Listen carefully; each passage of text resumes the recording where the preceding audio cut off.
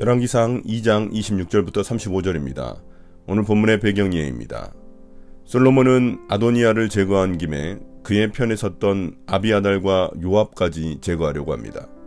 아비아달은 제사장 엘리의 후손으로서 다윗 시대의 사독과 함께 대제사장 직분을 수행한 인물입니다.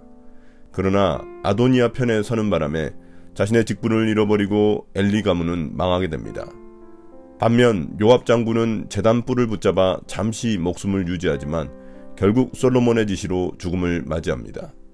이로 인해 아비아달 제사장 자리는 사독 제사장이 맡게 되었고 요압 장군의 자리는 브나야가 차지하게 되었습니다.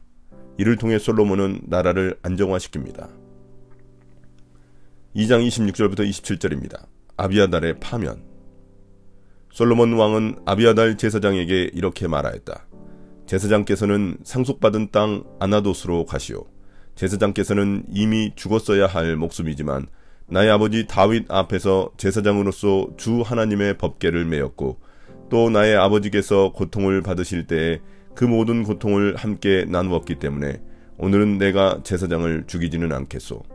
솔로몬은 아비아달을 주님의 제사장직에서 파면하여 내쫓았다.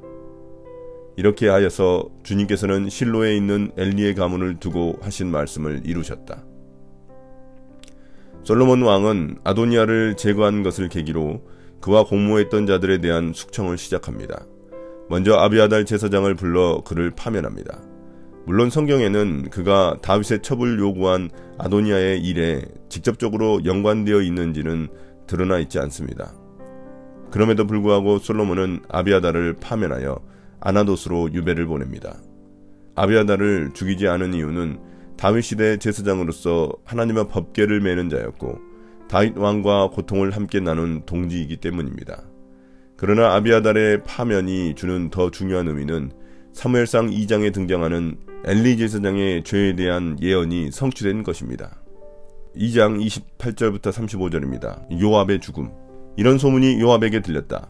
비록 그는 압살롬의 편을 들지는 않았으나 아도니아의 편을 들었으므로 주님의 장막으로 도망하여 제단뿔을 잡았다. 요압이 이렇게 주님의 장막으로 도망하여 제단 곁에 피하여 있다는 사실이 솔로몬 왕에게 전해지니 솔로몬은 여호야다의 아들 브나야를 보내면서 가서 그를 쳐 죽여라 하였다.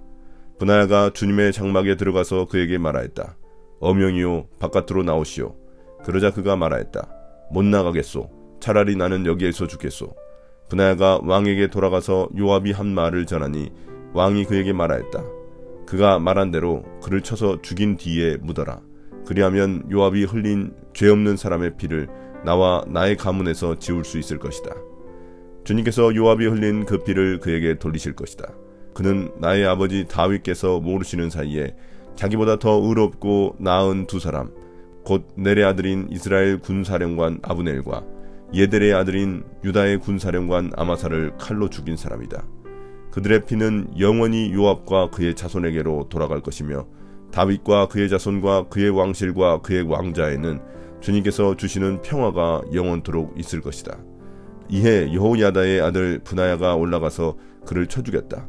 요압은 광야에 있는 그의 땅에 매장되었다. 왕은 요압 대신에 여호야다의 아들 브나야를 군사령관으로 삼고 아비아달의 자리에는 사독 제사장을 임명하였다. 이제 요압 장군에 대한 숙청입니다. 요압은 아비아달의 파면 소식을 듣습니다. 그는 그 즉시 주님의 장막으로 가서 번제단 뿔을 붙잡습니다. 번제단 뿔을 붙잡으면 재판에서 유죄 판결을 받기까지 생명을 부지할 수 있기 때문입니다. 그러나 이는 우발적인 살인의 경우를 말하는 것이지 의도적인 살인의 경우를 말하는 게 아닙니다. 요압은 무죄한 아브넬과 아마사를 의도적으로 죽였습니다. 이에 솔로몬은 브나야를 보내 요압을 죽이려 합니다. 그러나 요압은 장막 밖으로 나오길 거부하며 버텼습니다.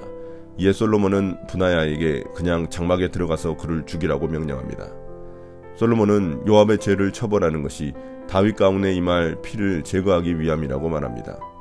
이제 아브넬과 아마사의 피의 대가는 요압과 그의 자손들에게 돌아가고 그 대신 요압을 처벌한 다윗 왕조에는 평화가 있을 것이라고 말합니다.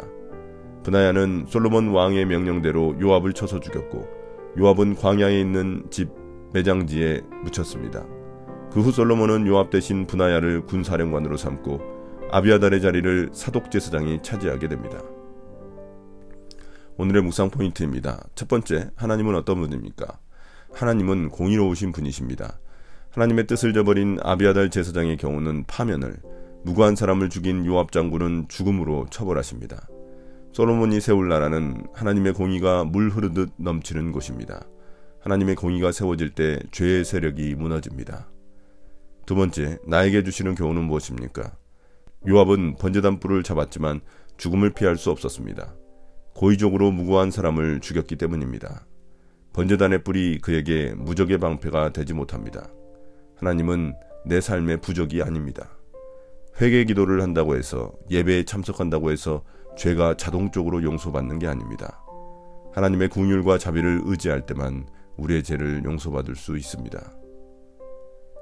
오늘의 기도입니다. 주님, 하나님의 뜻을 알면서도 거부하는 어리석은 자가 되지 않기를 원합니다. 하나님의 공의가 존재함을 믿고 죄악의 길에 서지 않도록 인도하여 주십시오. 예수님 이름으로 기도드립니다. 아멘.